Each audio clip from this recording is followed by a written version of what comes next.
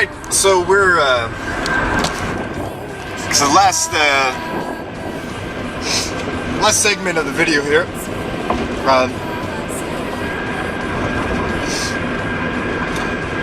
So we left off talking about this kind of mass revelation that's happening, right? And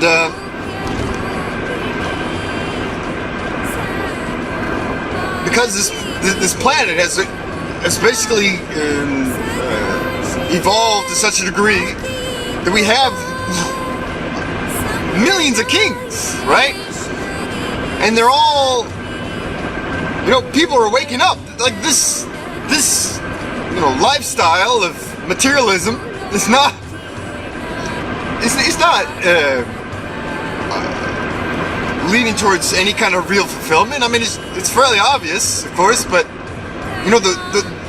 the way it's been perfected to such a degree through marketing, through movies, through economic structure, makes it so appealing. It seems like this has to be. I mean, God, if this doesn't work, what else is it? It can't be anything greater than this, And all that kind of spirituality stuff, sure, it's just a matter of beliefs, and maybe it can make you a little bit more relaxed. Maybe we can get make our bodies more healthy, so we can buy twice as much things. That'd be great. That's a good thing for spirituality, right? And this is just the sense of real, authentic, powerful, life-changing spirituality on an experiential basis. Literally changing your sense of self on the deepest layers, beyond even your dream state, beyond your waking state, beyond your deep sleep state, a state of bliss, right? Of consciousness, of awakening that exists beyond all states of consciousness, right? Actually, and felt, and actually a part of your physical experience, a part of it and beyond, of course, but a part of it, right? Existing within it. Now, this sense of this spirituality is somehow, people, well, we don't have enough time for that, or again, it's some foreign thing. We have to go to some foreign country to experience it. All that stuff may help, no doubt. But ultimately, it's, obviously it's within, right? And it's an unlimited, universal potential. And the point I'm trying to make, I guess, with these series of videos is that, again, rather than thinking that this time that we're living in is some kind of, inauspicious or inhospitable, difficult time to realize this consciousness. No, that's not true. This is the time. This is the most perfect time, and that's not just on this collective sphere. That's you individually. No matter what what engrams or what kind of physical ailments, mental depression, whatever you feel it is. Whatever, even if it seems like an impossibility, whatever you feel it is that's keeping you from, your economic situation. Oh, I gotta, spend too much time on that. I'm fucked. No. This is the time, right? No matter, even individually, whatever you're going through, it's an incredibly auspicious time. And like I said, this Krishna, this revelations, it's happening individually and collectively, of course, but it's never happened like this on the planet Earth before. And again, part of that is because just the way we have this mass interconnected media, we can spread the message and experience of enlightenment very rapidly. Knowledge is expanding very rapidly. But it's part of this conflict, right? This kind of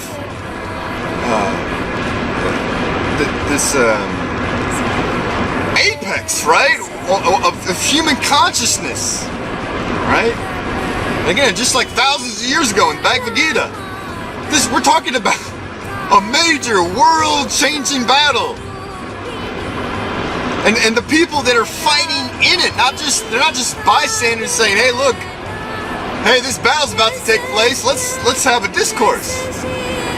Oh, they're saying, "Look, we're about to fight in this battle. This is our life is at stake," right?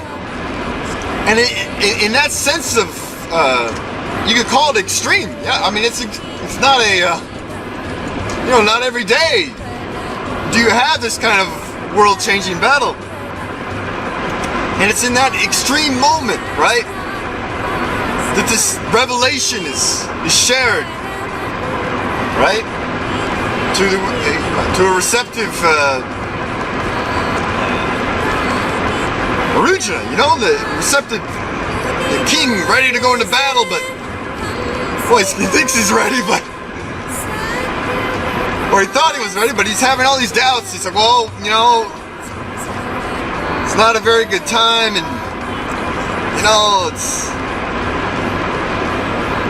kind of dangerous, and I don't want to injure anybody. All this, just what he's saying is it's almost like too much. He's saying that this battle's just too much, right? That's when we start looking at the world around us and say, wow, this enlightenment, for me and everybody else, it's just going to be too hard. It's just or I'm gonna, it's not too hard, but in 3 years, once I have financial freedom, right? Well, I mean, what are you talking? What are you waiting for? What is financial freedom gonna give you? Again, it's this fantasy. I have $4 million, right? With $4 million, I've calculated I can live for 25 years, no problem. And so, I'm gonna go sit in the Himalayas and in the snow, right? It's the same fantasy, or whatever it is you think you're gonna do, right? The extremes, the tapas is here now, right? We're all anybody that's existing and trying to survive and trying to expand and heal and express and share and be a positive influence inside this kind of insane culture. That is the tapas. You don't need to go anywhere, right?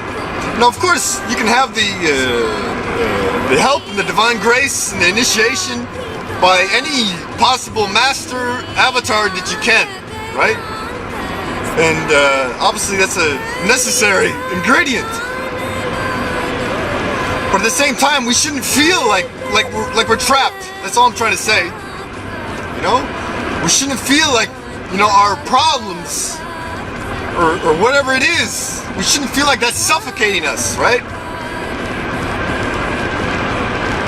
Because ultimately, that's the very ground in which we can work,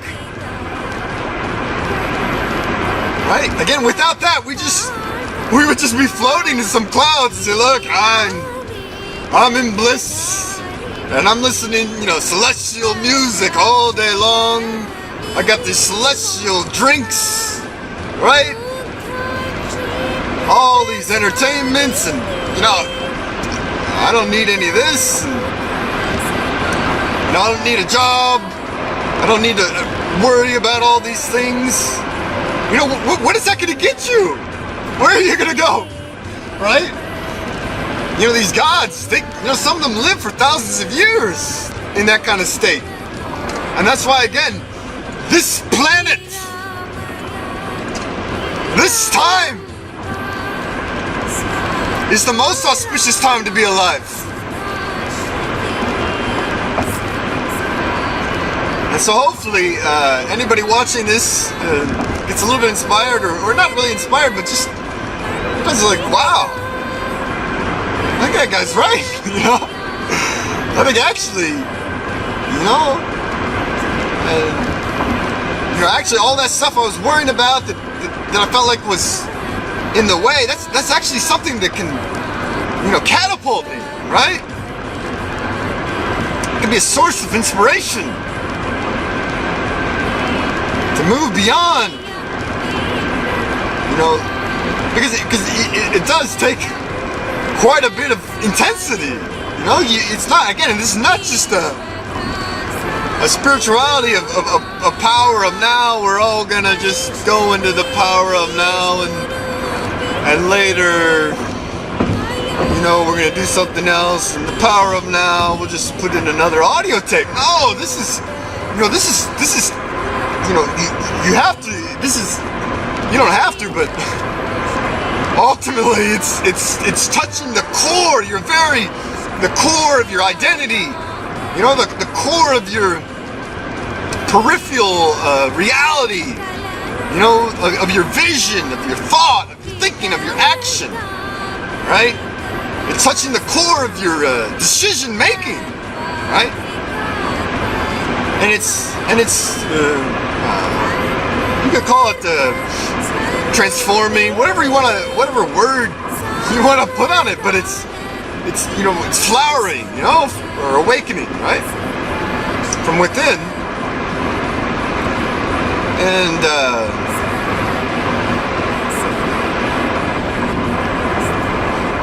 but again, the beautiful thing is it's happening on a mass scale. So, you know, every effort that you know, we individually put towards this, right, is creating like this stream, this river, this flow, right? That ultimately, you know, millions of people are just waiting. They're on the banks, right? And they're looking. They're not sure where you know, what's this river? Where's it going? And I can tell you that it's leading towards this the ocean, right? The ocean of bliss.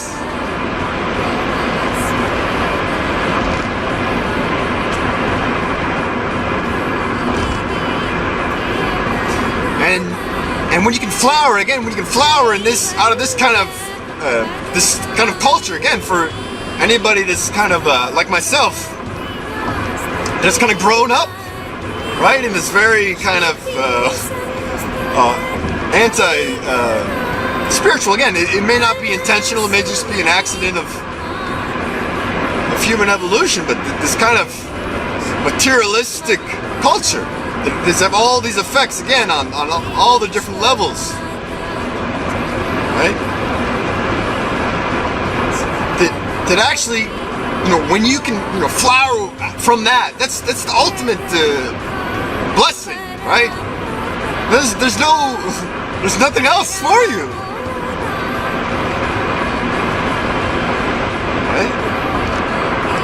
And the only thing, because what happens is when you go through that much, right? When you've taken all this kind of ignorance in yourself, you heal, you explode, you do all the meditation, tapas, yoga, whatever it is, initiation, awakening, kundalini, all that. When you heal that yourself, then the amount of individual fulfillment is beyond. It goes thousands and thousands and thousands of times what you want for yourself, right? What you can even imagine that you would want for yourself. Because, you know, after, you know, the human mind can only imagine so much. You go, yeah, I want $10 billion. I want all the power in the world. I want to own every single corporation, right? You know, I want to, you know, be in charge of whole galaxies. That's my job. You know, I want to be Brahma. Hey, even that's only so much. If you think about it, really. Because the bliss, the existential kind of fulfillment, you know, is you know, way beyond any kind of position, power, name and fame, wealth, security, because you're released from all that, and you're just showered. The grace just comes, right? And it heals all that, and you feel like, wow, thousands of times the fulfillment. The only thing you can do at that point is share, right? There's nothing. It's just giving.